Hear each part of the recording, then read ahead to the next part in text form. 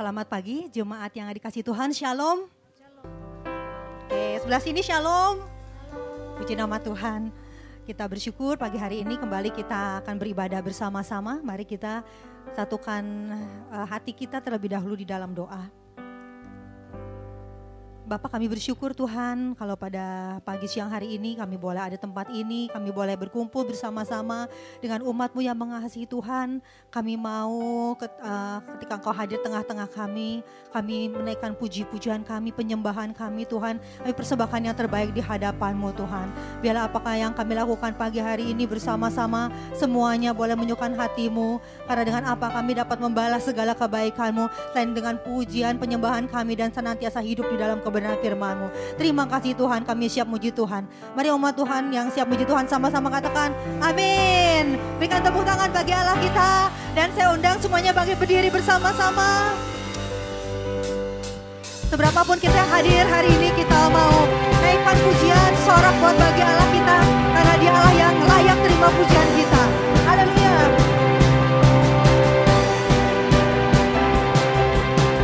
Dalamnya samudra, lebih dalam kasih-Mu, salib-Mu menebus hidupku. Tinggi cakrawala, lebih tinggi kuasa-Mu, Roh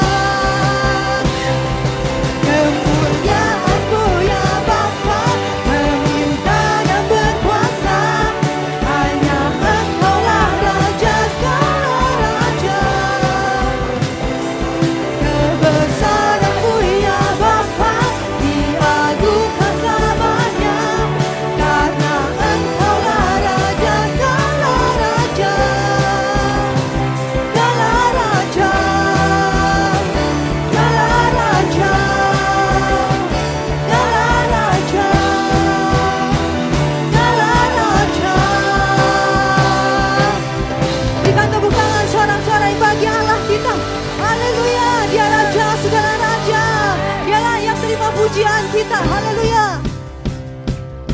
Kita akan terus menyanyikan kebaikan Tuhan dalam hidup kita. Amin.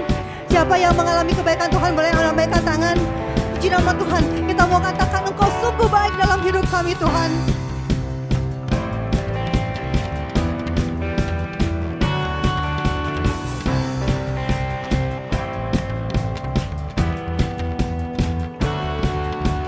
Tiada taranya, tiada bandingannya, kebaikan-Mu Bapa di hidupku, mengubah segalanya, kasih yang ku terima tak tergantikan, tak tergantikan. Ku nyanyikan kebaikan-Mu yang tak lekang oleh waktu, yang selalu mengalir dan tak pernah berakhir di hidupku.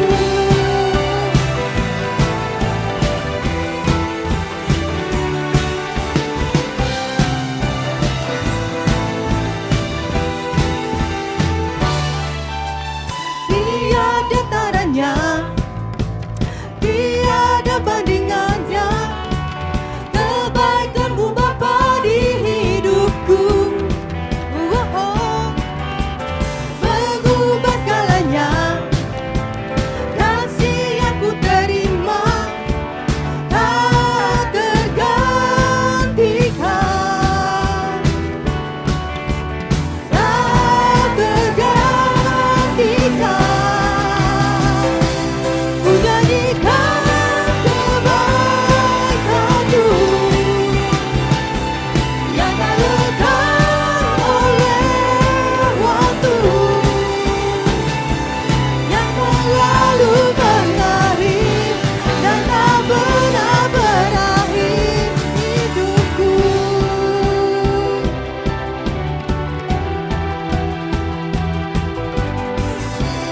Yang mengalami kebaikan Tuhan, mari sama-sama kita katakan, Engkau baik, sangat baik, Engkau baik bagiku. Nyanyikan kebaikan-Mu sangat baik, yang terletak oleh waktu, yang selalu mengalir, yang selalu mengalir dan tak pernah berakhir. Ku nyanyikan kebaikan-Mu yang tak lekang oleh waktu, yang selalu mengalir dan tak pernah. Saya katakan ku nyanyikan kebaikan-Mu yang tak lekang oleh waktu, yang selalu mengalir dan tak pernah dan selalu mengalir, selalu mengalir dan tak pernah berakhir, yang selalu mengalir dan tak pernah berakhir di hidupku. Haleluya, puji nama Tuhan. Terima kasih Tuhan. Terima kasih Yesus. Haleluya. Silakan duduk di hadirat Tuhan. Saat kita mengingat kebaikan Tuhan dan pertolongan kita yang tidak ada habis-habisnya, betapa hati kita bersyukur kepada Tuhan bahwa kita punya Bapa yang baik. Amin. Mari pada kesempatan pagi hari ini kita berkumpul bersama-sama. Ada Tuhan di tengah-tengah kita. Dengan lebih sungguh hati lagi kita mau katakan betapa kami mau menyembah-Mu Tuhan, betapa kami merindukan Engkau di dalam hidup kami. Terima kasih Bapa.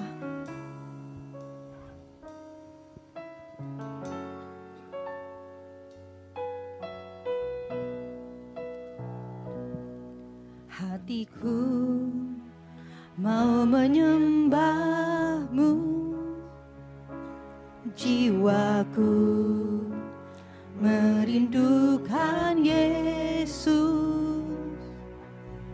Hanya Kau Tuhan dan Rajaku, ku sembahkan Allahku.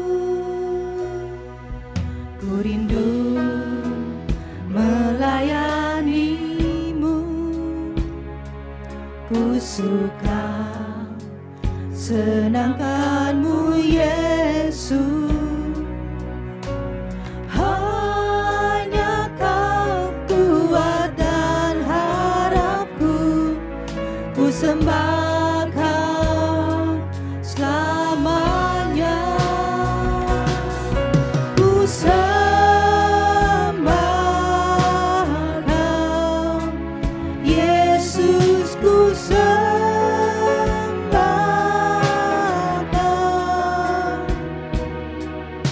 segenap hatiku dan kekuatanku.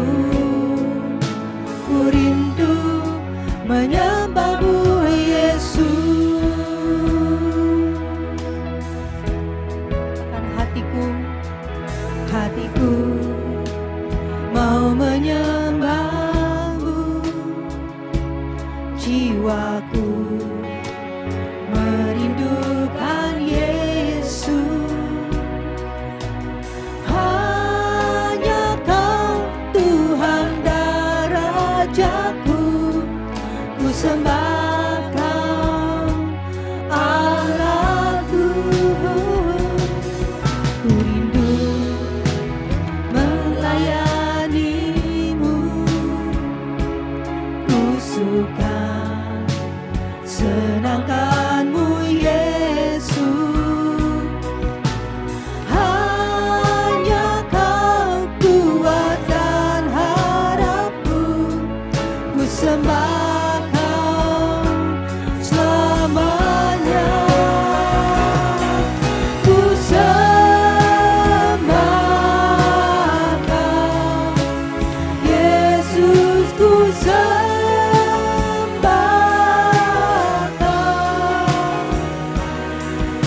segenap hatiku dan kekuatanku. Ku rindu menyembah-Mu Yesus.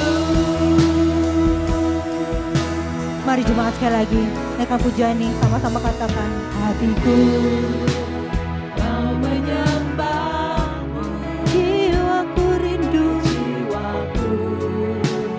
merindukan Yesus.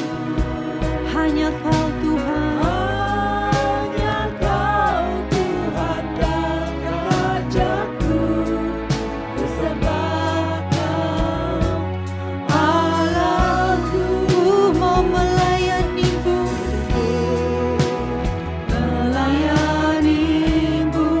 ku mau senangkan-Mu, senangkan-Mu Yesus. Hanya Kau kuat dan harapku, ku sembah Kau selamanya. Ku sembahkan Yesus, ku sembahkan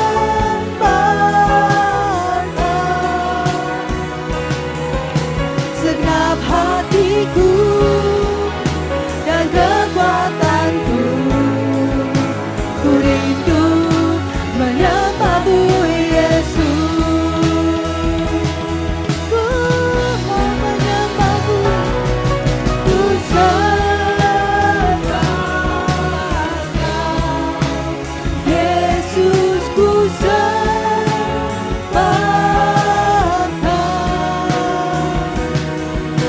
segenap hatiku dan kekuatanku. Ku rindu menyembah-Mu Yesus.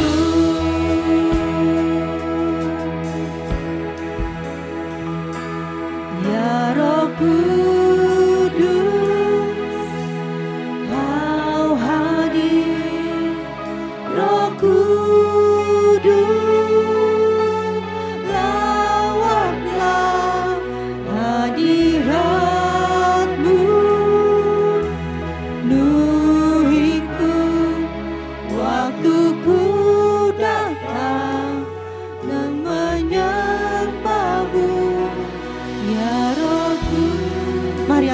Roh Kudus, katakan, rawat kami Tuhan.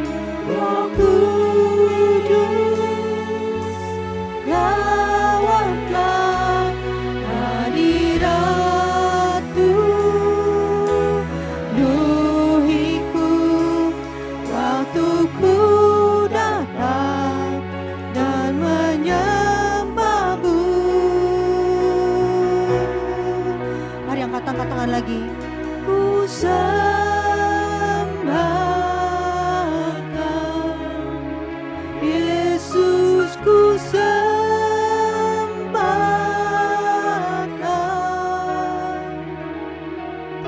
segenap hatiku dan kekuatanku. Ku rindu menyembah-Mu Yesus. Dengan segenap hati ku mau menyembah-Mu. Hanya Kau Tuhan, hanya Kau yang layak kami puji dan sembah. Segenap hatiku dan kekuatanku, ku rindu menyembah-Mu Yesus. Hatiku dan kekuatanku, ku rindu menyembah-Mu Yesus. Segenap hatiku, segenap hatiku dan kekuatanku, ku rindu menyembah-Mu Yesus. Haleluya. Haleluya, oh, haleluya. Mari jemaat Tuhan, angkat suaramu, katakan terima kasih Tuhan. Kami mau menyembah-Mu Tuhan. Engkau sungguh baik bagiku. Engkau sangat baik. Haleluya, la la la la la la la la la la la la. Terima kasih Tuhan buat kasih setia-Mu di dalam hidupku. Haleluya, Engkau setia. Haleluya, haleluya, oh, haleluya, haleluya,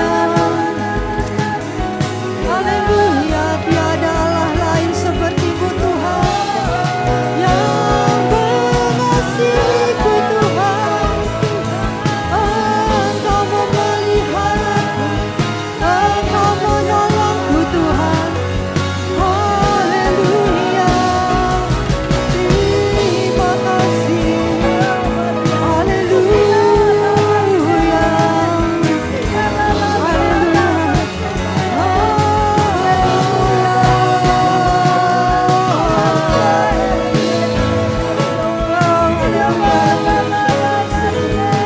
biar apa di hari ini terus Engkau merawat kami Tuhan. Kami yang rindu akan Engkau. Haleluya, haleluya. Nyatakan pribadi-Mu kepada kami, pribadi lepas pribadi pagi hari ini Tuhan. Haleluya.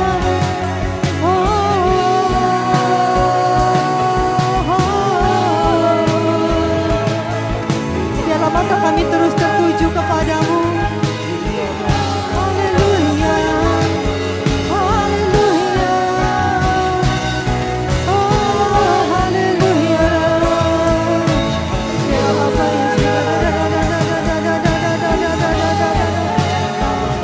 Hadirat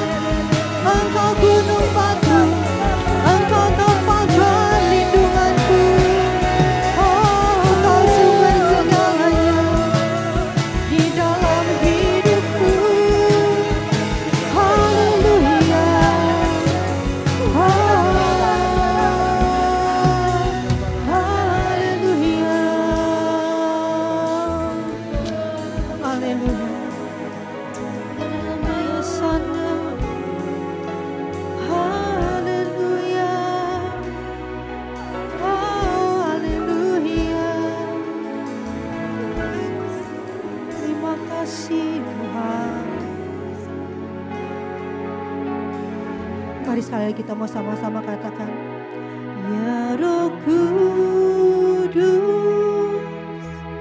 Kau hadir, Roh Kudus, lawatlah hadirat-Mu, penuhiku waktuku datang untuk menyembah. Kata lagi, ya Roh Kudus, ya Roh Kudus, Kau hadir, Roh Kudus, lawatlah hadirat-Mu,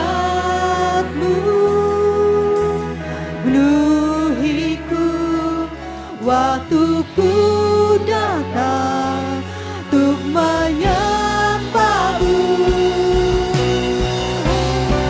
Ku sembah Kau Tuhan, ku sembah. Mari saya undang semuanya bangkit berdiri. Yesus, ku sembah Kau, segenap hatiku dan kekuatanku. Ku rindu menyembah-Mu, Yesus.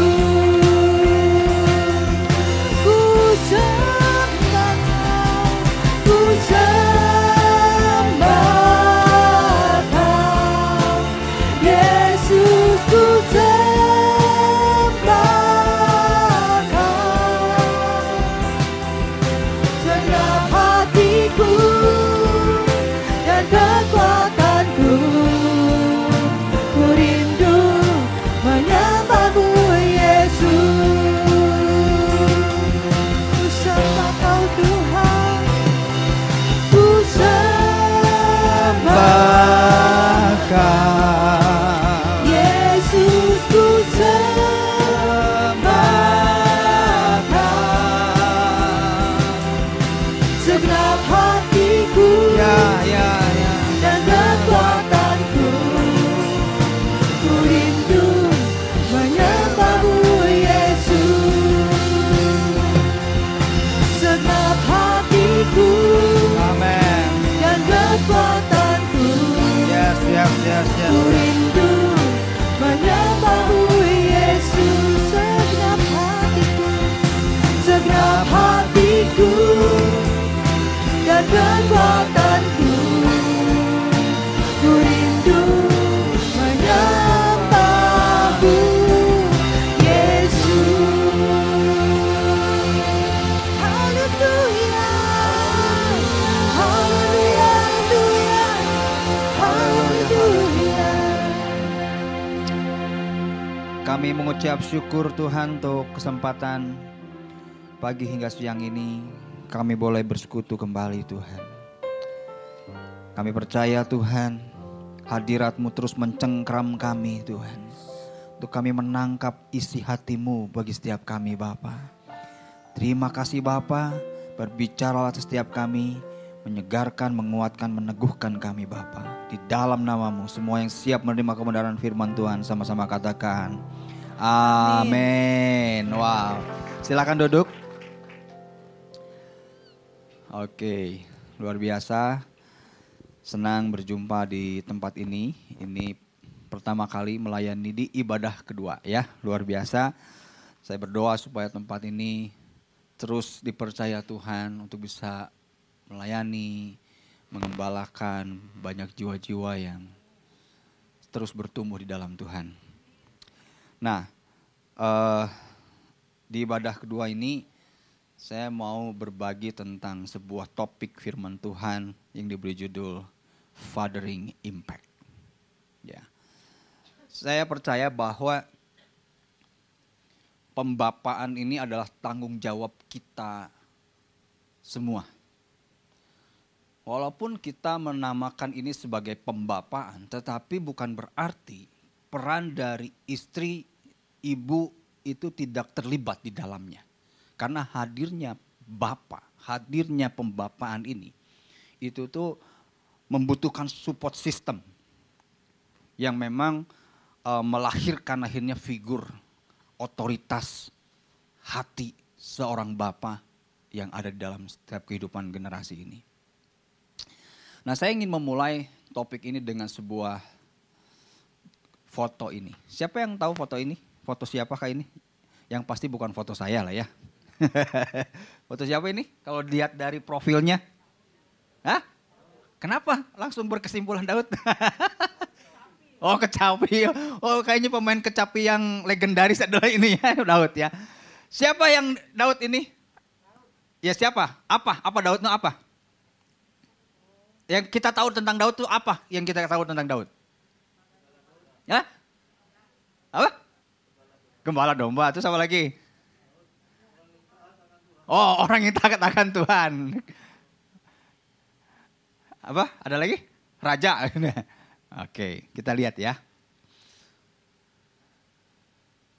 Kita lihat dua sisi kehidupan Daud. Pertama nih, kalau dilihat dari prestasi dan karirnya nih ya, dia seorang pemusik yang hebat. Ya, bayangin, di dalam Alkitab pernah diceritakan tentang seorang pemain musik. Di mana ketika dia memainkan musik, itu roh jahat bisa undur loh. Itu roh jahat yang menguasai Saul, Raja Saul saat itu, datang Daud main musik, itu roh jahatnya tuh langsung kabur. Karena ada urapan yang luar biasa dari Daud ketika dia memainkan musik. Selain itu, kita pernah tahu lah ya, kalau yang masih rajin sekolah minggu, kalau yang rajin sekolah minggu waktu itu akan tahu ceritanya Daud yang fenomenal ini. Dia mengalahkan Goliat. Mengalahkan Goliat bukan karena dia seorang yang hebat. Kenapa cerita ini menjadi legendaris? Karena Goliat seorang panglima perang yang tinggi, badannya di atas 3 meter, dikalahkan oleh seorang anak remaja yang tidak dilahirkan sebagai pejuang. Tapi kalah itu si Goliat. Hebat. Ini menjadi cerita fenomenal dan bersejarah sampai saat ini. Kita tahu kalau dengar Daud pasti nyambunginya dengan mengalahkan Goliat. Ya. Apalagi? Nah, di sini diceritakan juga bahwa Daud itu mengalahkan musuh yang lebih banyak dari Raja Saul. Bayangin, Saul punya panglima perang dan prestasi panglimanya itu lebih hebat dari rajanya. Digambarkan bagaimana Saul mengalahkan beribu-ribu, Daud mengalahkan berlaksa-laksa. Katanya, wah itu prestasi yang melebihi rajanya tuh dalam urusan perang tuh. Hebat banget tuh Daud. Sampai saat ini, Daud sebagai Raja Israel tuh dikenang selama-lamanya ya. Nggak ada tuh bintang Saul, nggak ada tuh. Israel pakai bintang Daud. Karena zaman kerajaan pemerintahan Daud inilah Israel punya sebuah kebesaran, kemegahan. Bahkan Yesus pun dibilang keturunan Daud. Hebat ya Daud ini. Kita seringkali mengenal Daud dari sisi yang ini. Coba kita perhatikan dalam urusan relasinya dengan anak.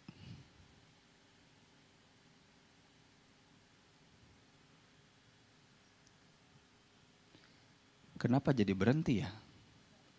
Nah, anak sulungnya Amnon memperkosa adik tirinya. Siapa? Tamar. Bayangin itu seorang yang hebat punya anak begini.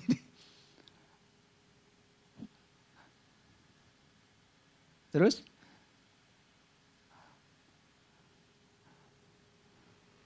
Yang tadi dibilang, apa? Daud dekat dengan Tuhan, ngambil istri orang. Kebayangin, istri jenderalnya Uria diambil sama Daud. Sampai disiasatin supaya Uria mati di medan tempur tuh.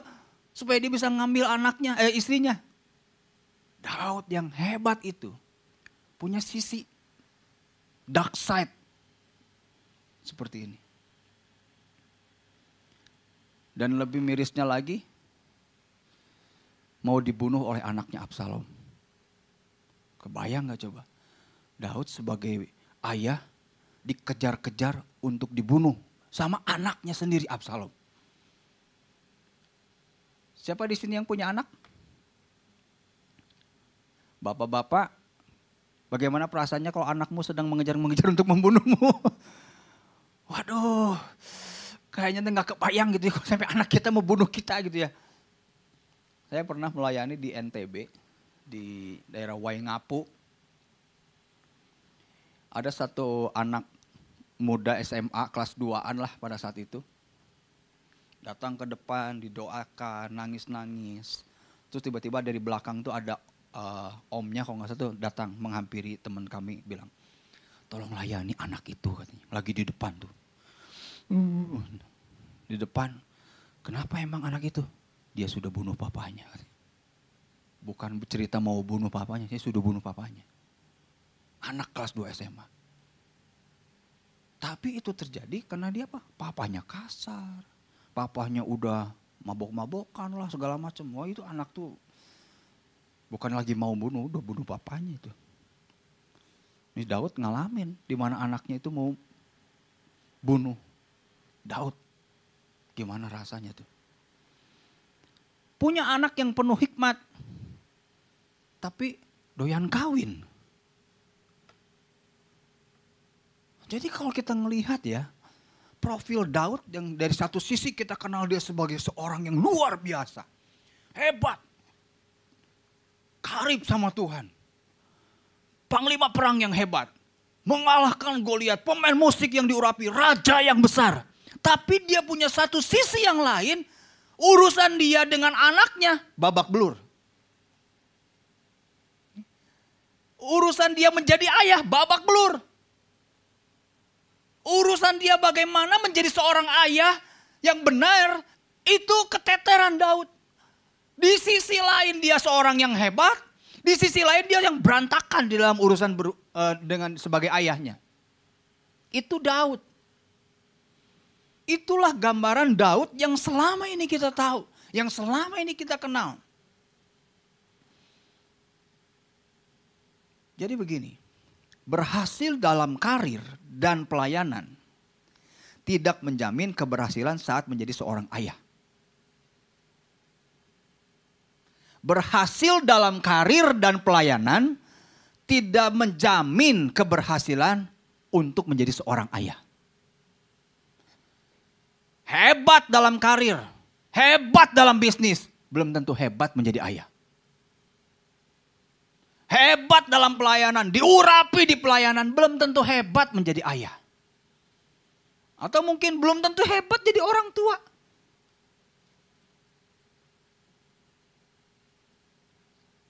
Ada begitu banyak contoh lah, udah banyak contoh. Orang tua yang mungkin ngerasa di hari tuanya dia kehilangan hubungan dengan anaknya.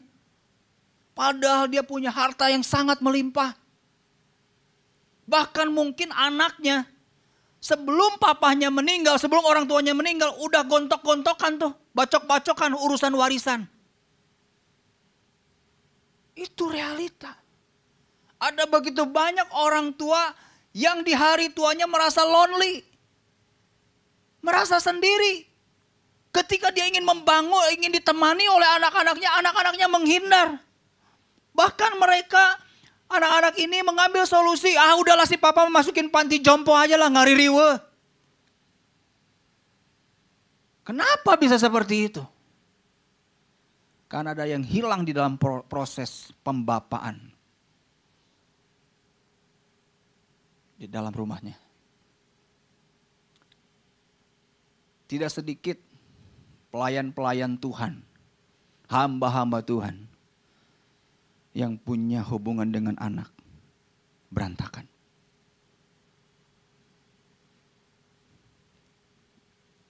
Ini saya ngobrol tuh dengan beberapa orang anak hamba Tuhan.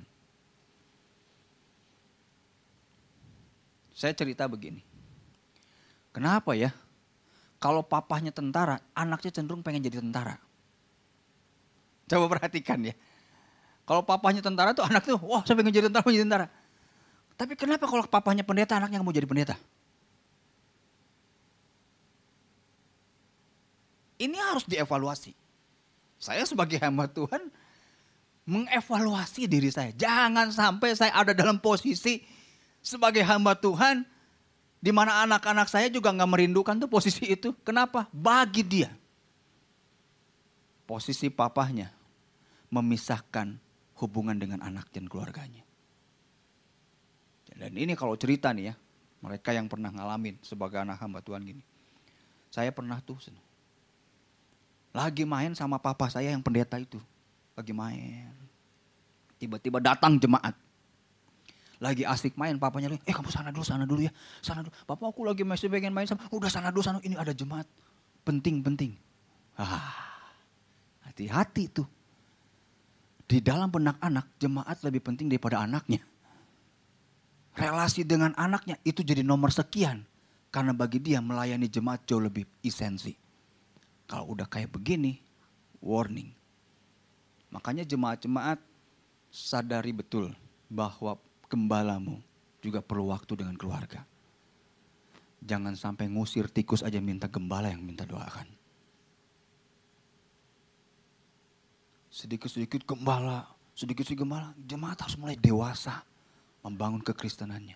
Kalau semua jemaat pengen dilakukan ini pengen sama gembala, gembalanya akan kehilangan waktu dengan keluarganya. Mereka juga perlu waktu. Gembala juga punya keluarga yang perlu dibangun hubungannya dengan anak-anaknya, dengan keluarganya. Jemaat perlu dewasa untuk ini. Jadi saya berdoa gini, sebagai anak-anak Tuhan, pentingnya membangun keseimbangan hubungan. Jangan sampai anak-anak kita kehilangan momen kebersamaan dengan kita. Nah kalau kita lihat gitu ya, kenapa sih Daud seperti itu? Ada beberapa fakta yang saya temukan. Daud dari sisi dia seorang hebat, diurapi, tapi kenapa dia keteteran ketika dia menjadi seorang ayah? Daud tumbuh dalam kesendirian tanpa kehadiran figur ayah yang mendidik dia. Mengarahkan dan menerimanya di masa pertumbuhannya. Kalau saya lihat tentang kehidupan Daud, saya coba belajar, temukan lagi tentang Daud gitu ya. Ternyata Daud ini di sisi lain dia hebat, tapi urusan jadi ayah keteteran. Penyebabnya adalah Daud tumbuh dalam kesendirian ini. Dari mana saya menemukan kesimpulan ini? Coba lihat. Gak usah dibacalah panjang ayat ini. Tapi kisah ini ada di dalam 1 Samuel 16 ayat 1 sampai 13. Cerita tentang bagaimana Nabi Samuel menghampiri Isai, papahnya Daud, untuk mewakili Tuhan mengangkat salah satu dari anak Isai itu untuk menjadi raja. Di dalam 1 Samuel 16 ayat 1 sampai 13 ini diceritakan Samuel itu gimana ya, ini saya kalau harus datang sama Isai itu untuk mengangkat raja atas Israel. Ini Saul masih hidup. Saul masih hidup, jangan-jangan gua yang nanti akhirnya kena hukuman nih, seolah-olah kayak mau kudeta gitu, mengangkat raja di tengah-tengah raja masih ada. Tapi akhirnya Samuel, ya udah kamu datang aja untuk mengurapi aja. Datanglah si Samuel ini ke si Isai. Isai, saya diutus Tuhan untuk mengurapi anakmu. Di antara anak-anakmu akan ada salah satu yang diangkat Tuhan untuk menjadi raja atas Israel. Datanglah Isai, panggil anak-anaknya. Satu, kakak-kakaknya Daud. Kumpul baris, diurapi, Tuhan gak ngomong-ngomong. Gak ngomong-ngomong salah satu dari itu yang akan diangkat jadi raja. Sampai Samuelnya ngomong gini, Isai, bukan sayangnya, Isai maksudnya. Isai, anakmu ada lagi gak sih? Kok udah semua dikumpulin gak ada yang Tuhan ngomong jadi raja katanya. Ketika Nabi Samuel nanya gitu, baru ngeh Isai itu. Oh, ada anak satu lagi. Bayangin, kalau gak ditanya mungkin dia lupa punya Daud tuh. Dia lupa, anak yang terlupakan. Oh iya, ada satu lagi tuh, tapi dia lagi gembalain domba tuh di padang gurun. Nah, kebayang gak coba anak yang terlupakan lagi gembalain domba. Yang notabene anak ini adalah anak yang sendirian, yang masih kecil. Bapak Ibu sedang jemaat, menggembalai domba, zaman Daud sama zaman sekarang beda. Gembala domba zaman sekarang aman, ada pagernya gitu ya. Nggak akan ada singa di situ, nggak ada beruang di situ, nggak ada serigala di situ. Zaman Daud gembalakan domba, padang belantara, binatang buas beredar di sana, binatang buas berkeliaran di sana. Berapakah jumlah asetnya Isai pada saat itu? 2-3 ekor kambing domba. Artinya apa? Untuk jaga aset 2-3 ekor kambing domba itu, dia percayakan Daud yang masih kecil dengan resikonya nyawa. Itu ibaratkan gini, kita punya anak yang masih kecil, suruh jagain uang 2-3 juta di tengah-tengah markas para preman. Bayangin, cuman jaga 2-3 juta aja, resikonya mempertaruhkan nyawa anak kita loh. Sebegitulah Daud diperlakukan oleh ayahnya, Isai. Coba ya, mulai ngerti ya tentang kenapa sih Daud sampai benar-benar kehilangan hubungan dengan anaknya. Terus di dalam Mazmur nih ya, di Mazmur 27 ayat 10. Di situ Daud bermazmur ngomong begini. Sekalipun ayahku dan ibuku meninggalkan aku, namun Tuhan menyambut aku. Di dalam Mazmur 27 ayat 10 ini, di situ dikatakan sekalipun ayahku dan ibuku meninggalkan aku. Kata meninggalkan di sana dalam bahasa aslinya dikatakan azab. Azab itu punya arti gini, meninggalkan, mengabaikan, melalaikan atau berpaling. Jadi kata meninggalkan itu bukan arti kiasan, enggak. Memang pada saat itu atau misalnya di situ bukan meninggalkan dalam arti gini, ayahku meninggal dunia, mamaku meninggal dunia. Enggak begitu artinya. Artinya kata meninggalkan itu ayahnya masih ada, ibunya masih ada tapi mengabaikan dia. Itu tuh arti kata meninggalkan di sana. Ayahnya ada, ibunya ada tapi Daud merasa diabaikan. Ditinggalkan, melalaikan. Itu yang dialami Daud, itu yang dirasakan Daud. Jadi dari ayat ini menggambarkan, memberikan sebuah sudut pandang.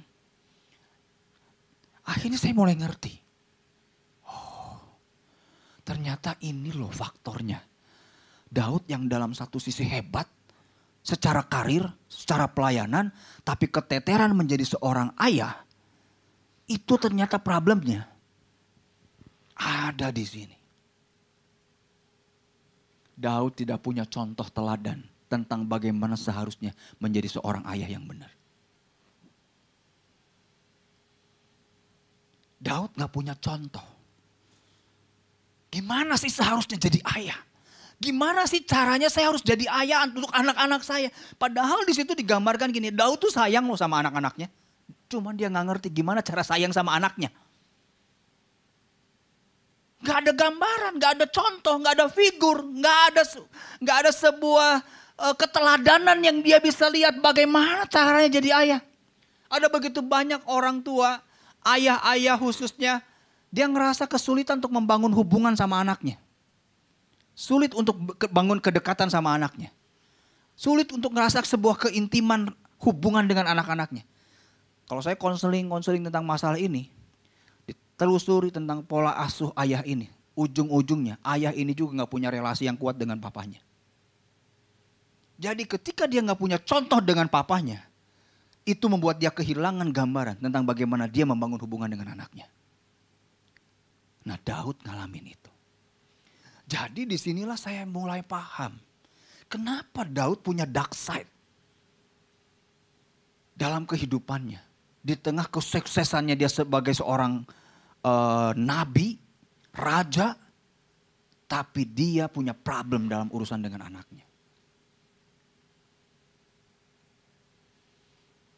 Karena dia nggak punya hubungan dengan bapaknya. Dia nggak punya hubungan dengan ayahnya. Itu yang menyebabkan Daud nggak punya gambaran tentang bagaimana jadi ayah buat anak-anaknya. Nggak jelas figurnya seperti apa. Nggak jelas contohnya seperti apa. Nggak jelas teladan jadi ayah yang benar tuh harus gimana. Nggak ada gambaran. Karena pembapaan itu bicara soal pengalaman hubungan. Pembapaan itu bicara soal pengalaman hubungan. Makanya di dalam Mazmur 103 bilang apa?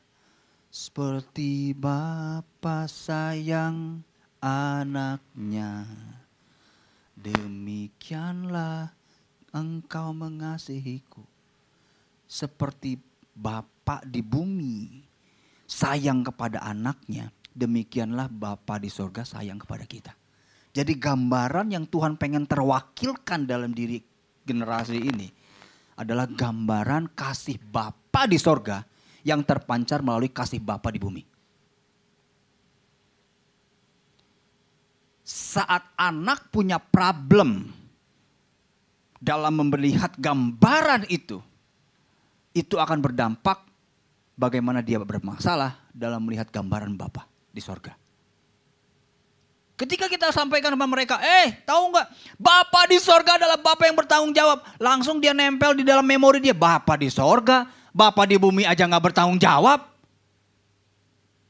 Bapa di sorga itu adalah Bapa yang menerima kamu apa adanya. Bapa menerima apa adanya. Lah, Bapak saya kemarin gara-gara nilai matematika saya 5, saya dimarahin abis-abisan tuh.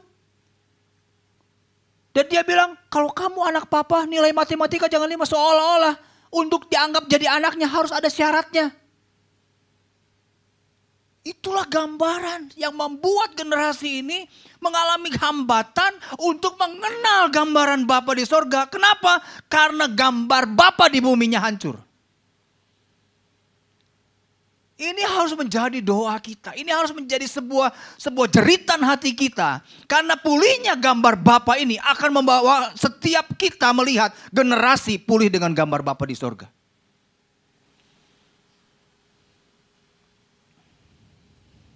Udah terlalu banyak contoh yang saya temui. Anak-anak yang berantakan di masa mudanya. Bahkan berantakan ketika dia menjadi seorang ayah, suami. Itu disebabkan kenapa? Karena gambar bapaknya hancur. Bahkan ada anak perempuan, anak muda perempuan, dia gak mau menikah. Karena buat saya, laki-laki itu gambarannya kayak bapak gue yang brengsek itu tuh. Gue gak mau punya nasib yang sama. Mama gue kesian. Kenapa? Bapaknya tuh, papa gue tuh ngabisin habis-habisan. Ini istri saya nih ya, pas lagi konseling nih ya. Itu kejadian konseling ini sekitar 2 bulan lalu lah. Beberapa bulan lalu lah ya. Ada seorang ibu dengan satu anak perempuan remaja konseling. Sampai si ibunya ini cerita gini. Miss, anak ini suka ngomong gini. Mi, kapan sih dia mati? Katanya. Tahu gak itu ngomong ke siapa? Bapaknya. Udah ngomong, papi ngomong gak? Mi, kapan sih dia mati Mi katanya. Itu seorang anak perempuan ngomong gitu tentang papanya. Kapan dia mati. Kalau gak karena rusak gitu ya gambaran bapaknya itu. Gak mungkin anak ini ngomong kayak gitu. Kebayang anak yang pahit dengan ayah seperti ini. Dia akan kehilangan kepercayaan untuk membangun hubungan dengan pria. Karena bagi dia, pria itu seperti bapaknya di rumah. Hati-hati dengan ini. Ini PR kita semua. Bangun kehidupan di rumahmu. Hadirkan Bapa di rumahmu. Makanya di dalam Kolose 3:21 bilangin, hai bapak-bapak, jangan sakiti hati anakmu. Supaya jangan tawar hatinya.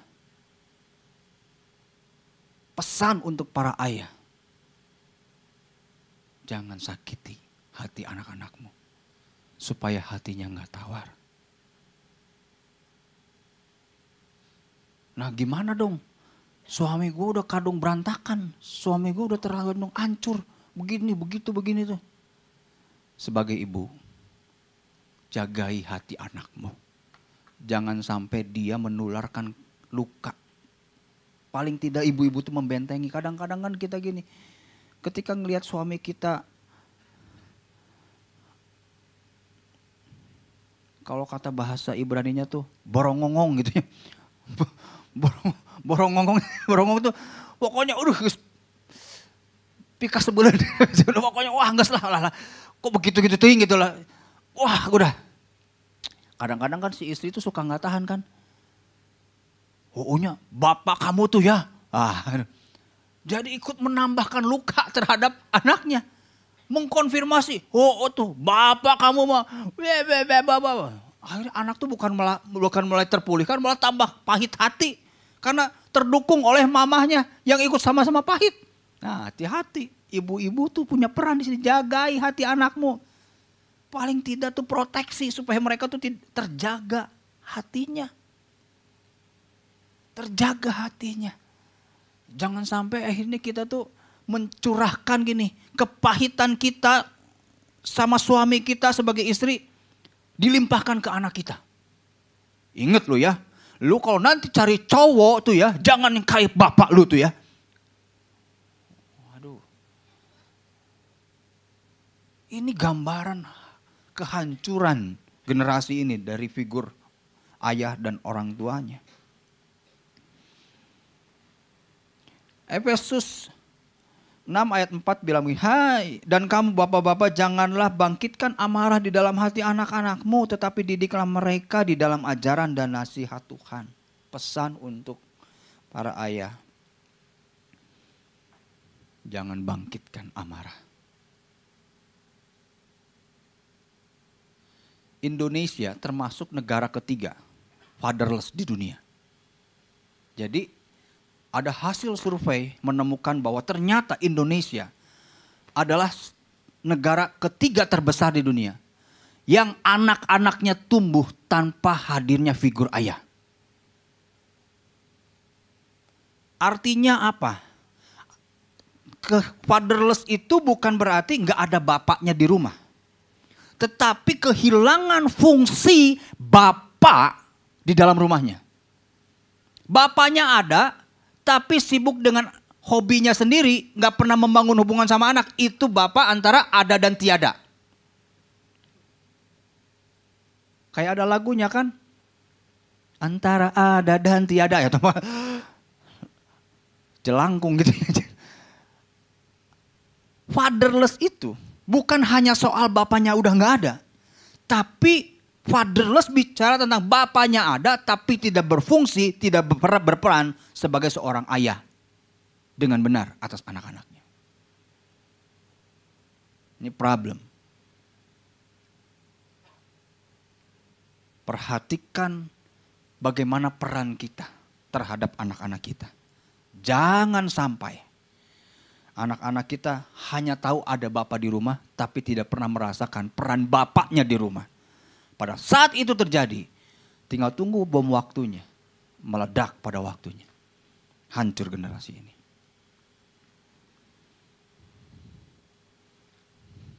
Luka dalam hubungan dipulihkan melalui pengalaman hubungan. Jadi ketika kita punya luka dengan hubungan, hati yang luka dalam hubungan dengan ayah, itu tuh perlu pulih. Pulihnya tuh gak bisa dengan gini, banyak doa puasa. Doa puasa yang banyak tidak memberikan gambaran tentang ayahnya. Harus ada proses pemulihan hubungan. Harus ada prosesnya. Kayak ada satu contoh begini. Seorang ayah yang pinter banget. Dia tuh sampai saking pinter dikontrak oleh perusahaan minyak multinasional. Jadi dia tuh kalau seandainya pengen lihat di tambang-tambang minyak apa segala macam tuh dilihat, dibawa ke helikopter ngelihat, memetakan. Wah kayaknya ini bakal banyak nih tambangnya. Pinter banget. Dia punya anak SMP. Nah si anak yang SMP ini tuh tiba-tiba datang ke papahnya. Membawa nilai matematika sama si papahnya. Pak, ini aku punya nilai matematika aku Pak. Mau lihat nggak? Papanya lagi baca koran. Lihat nilai matematikanya. Begitu lihat, itu bapaknya langsung nampar anak ini. Dihajar mukanya, dah sampai berdarah hidungnya. Sambil dia ngomong begini. Sejak papa kecil, tidak pernah nilai matematika papa 7 kayak kamu. Sejak papa kecil, nilai matematika papa selalu 10. Kalau kamu anak papa, nilai matematika kamu gak kayak gini katanya. Waduh. Padahal si anak ini mau menjelaskan nilai teman-temannya di bawah 5 semua. Cuma dia nilai 7 tertinggi di antara teman-temannya. Tapi bapaknya udah nggak punya ruang untuk mendengarkan penjelasan itu. Sejak saat itu anak ini pahit sama bapaknya. Nggak mau ngomong lagi sama bapaknya. Setiap kali bapaknya nanya gimana keadaan kamu, dia nggak mau jawab. Cuman tulis di kertas, secari kertas, tempelin di kulkas, baik. Nggak mau lagi komunikasi sama bapaknya. Sampai suatu waktu bapaknya pulih, tobat, sadar bahwa apa yang dilakukan sama anak itu salah besar. Terus apa yang dilakukan sama bapak ini? Dia minta cuti sama kantornya. Saya izin ya, cuti 2 minggu. Saya pengen bangun hubungan lagi sama anak saya. Anak saya ini udah gak bisa lagi gak bisa lagi terkoneksi sama saya. Dimulai dengan apa? Nganterin anaknya ini ke sekolah. Pakai mobil. Anterin. Sepanjang dia dianterin perjalanan ke sekolah, anaknya tuh ngelihat ke luar terus ke kaca tuh. Ini papanya sebelah kanan, dia ngelihat gini terus. Gak mau noleh ke bapaknya. Gini aja terus. Sampai turun di depan pintu gerbang sekolah, turun buka pintu, jebret. Masuk ke gerbang. Besoknya terus datang lagi. Anak gini terus aja. Turun, jebret. Terus selama 2 minggu gak pernah mau noleh ke daerah bapaknya. Turun mobil, banting pintu. Turun mobil, banting pintu. 2 minggu masa cuti sudah selesai. Si bapaknya mikir, ini waktu udah cuti udah selesai nih. Anak saya masih pahit sama saya. Apa yang dilakukan? Dia minta perpanjangan waktu lagi ke kantor. Boleh gak saya minta waktu perpanjangan cuti lagi? Panjang lagi. Anaknya masih gitu. Perpanjang lagi. Sampai 2 bulan minta cuti. Anaknya masih pahit. Sampai papanya akhirnya memutuskan, saya minta off dulu deh kerja katanya. Saya harus bangun hubungan sama anak saya. Setiap kali datang ke sana gitu terus gak mau lihat bapaknya. Jebret. Sampai tiba waktunya. Udah 6 bulan. Peristiwa itu terjadi. Menjelang hari-hari terakhir 6 bulan itu. Anaknya yang tadinya mulai begini, udah mulai begini ngelihat ke depan. Udah mulai lentur lehernya. Bapaknya nyetir, aduh Tuhan, 6 bulan Tuhan. Ini kalau saya udah habis 6 bulan ini Tuhan. Anak saya belum beres, saya gak tahu harus gimana, mungkin saya harus keluar kerja. Gak mungkin cuti selama ini. Dia udah mulai tegang, Tuhan saya udah nyerah di Tuhan. Saya coba bangun hubungan sama anak saya Tuhan. Tapi anak saya terus begini Tuhan. Dia selama perjalanan nganterin anak itu terus bergumul dalam ini anaknya gimana nih, udah cair belum nih. Dia udah mulai deg-degan gitu. Terus sampai menjelang dekat sekolah, anak ini gak bergeming. Turun dari pintu mobil. Papanya biasanya mendengarkan suara hentakan pintu, jebret. Udah gak gitu lagi, cetrek. Anaknya mulai jalan mendekati pintu gerbang. Kacanya dibuka sama bapaknya. Anak gua Tuhan, ini gimana Tuhan? Kok kayaknya masih belum bisa pulih Tuhan. Dia ngeliatin anaknya sambil beretes air mata berharap Tuhan kapan ini bisa pulih Tuhan. Anaknya jalan ke pintu gerbang. Sampai mendekat pintu gerbang itu, anak ini berhenti. Dan noleh balik ke bapaknya. Bapaknya masih ngeliatin anak ini. Di saat itu anaknya acukin jempol. Papa berhasil katanya. Papa berhasil buktikan bahwa papa sudah berubah. Wah, itu papanya langsung keluar dari pintu mobil itu. Lari nyampirin anak ini, langsung pelukan di situ. Ampuni papa. Kalau papa udah melakukan ini, ampuni papa. Wah, mereka rekonsiliasi sebelum anak untuk masuk ke sekolah.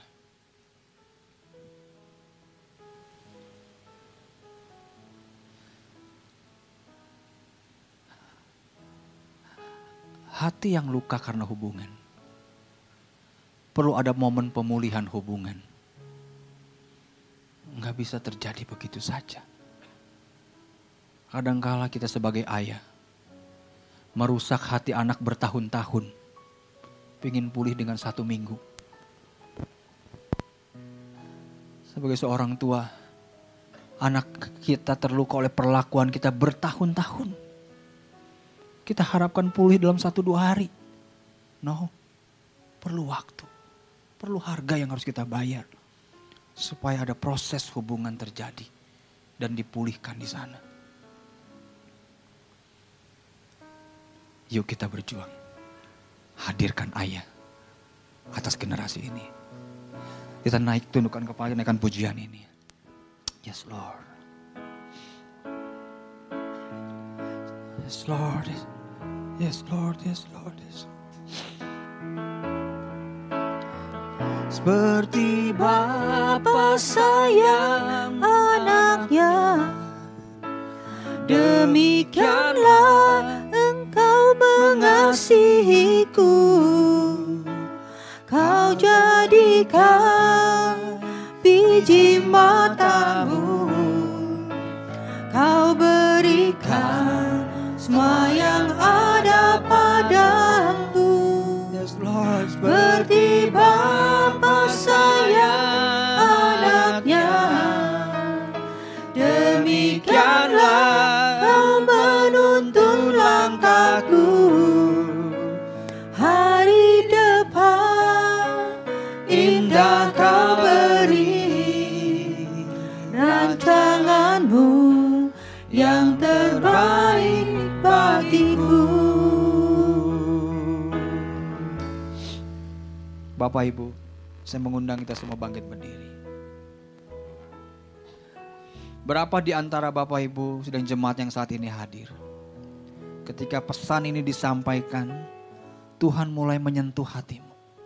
Tuhan mulai ngomong sama hatimu. Bahwa ternyata ada PR di dalam hidupmu yang perlu kita selesaikan. Yang perlu dituntaskan. Atau mungkin kau punya sebuah perasaan luka terhadap ayahmu di masa-masa sebelumnya. Engkau punya sebuah luka dengan hadirnya papamu selama ini. Yang kau perlu selesaikan, kau perlu tuntaskan, kau perlu bereskan di hadapan Tuhan saat ini. Kau boleh taruhkan tangan kananmu di dadamu. Yes Lord Jesus. Kau boleh taruhkan tangan kananmu di dadamu. Karena biarkanlah kasih Tuhan untuk bisa menyembuhkanmu, mengalirkan kesembuhan buatmu. Tuhan mau memanggilmu untuk menjadi seorang pribadi yang bisa mengalami kepenuhan kasih Bapa atasmu. Ini adalah rahasia yang Tuhan mau engkau terima. Ketika engkau menangkap kasih dari Bapa itu. Yang menyembuhkanmu, memulihkanmu. Untuk membukamu mengalami pemulihan hubungan bersama dengan orang-orang di sekitarmu. Yes Lord Jesus. Yes Lord Jesus. Yes Lord Jesus. Yes Lord Jesus. Yes Lord Jesus. Kau lihat Tuhan setiap anak-anakmu yang menaruh tangan kanannya di dadanya Tuhan. Tidak mudah untuk mereka ngalamin ini Tuhan. Tidak mudah Tuhan. Tapi kami percaya Tuhan. Keputusannya saat ini Tuhan. Ketika mereka mau merespon Tuhan pesan firman Allah ini Tuhan. Ada sebuah hati yang baru Tuhan yang kau gantikan atas hidup anak-anakmu Tuhan. Hati yang baru Tuhan kau alirkan Tuhan atas anak-anakmu saat ini Bapa. Pemulihan terjadi Tuhan, hubungan terjadi Tuhan. Ketika hatinya mulai terkoneksi kembali dengan kasih-Mu Bapa. Terima kasih Bapa, terima kasih Tuhan. Biarlah hari ini Tuhan menjadi sebuah momentum Tuhan. Pemulihan hati. Seperti yang kau mau terjadi atas anak-anakmu di tempat ini. Seperti Bapa sayang anaknya, demikianlah Engkau mengasihiku. Kau jadi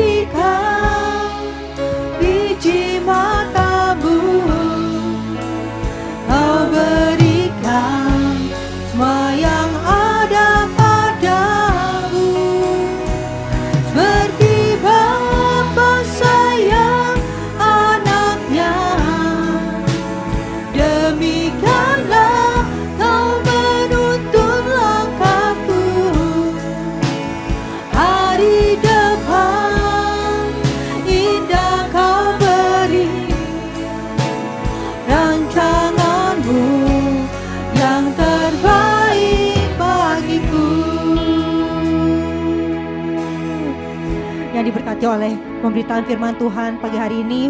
Boleh berikan tepuk tangan bagi Allah kita. Puji nama Tuhan, silakan duduk jemaat kasih Tuhan. Atas nama Gembala dan seluruh jemaat saya mengucapkan terima kasih kepada Bapak Sandi Triasa untuk pelayanannya. Tuhan Yesus memberkati. Dan sebentar kita akan menyaksikan bersama-sama persembahan dari sekolah minggu. Silakan. Shalom Om Tante, Cici, Koko. Hari ini hari istimewa. Kita akan melihat tayangan ini kebersamaan kita bersama Papa. Saksikan tayangan ini ya.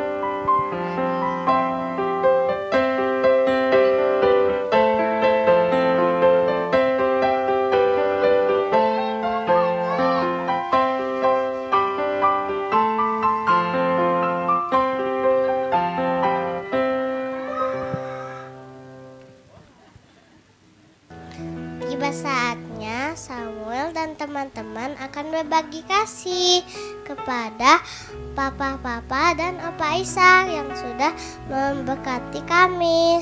Selamat Hari Ayah.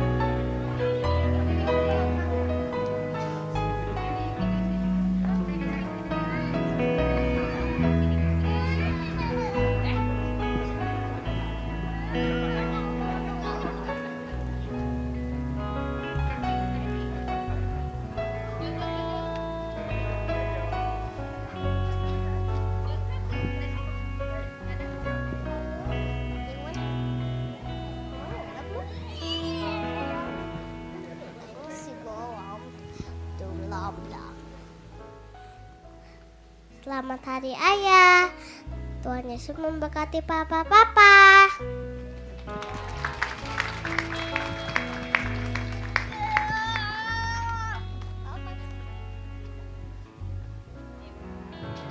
Terima kasih buat anak-anak sekolah minggu.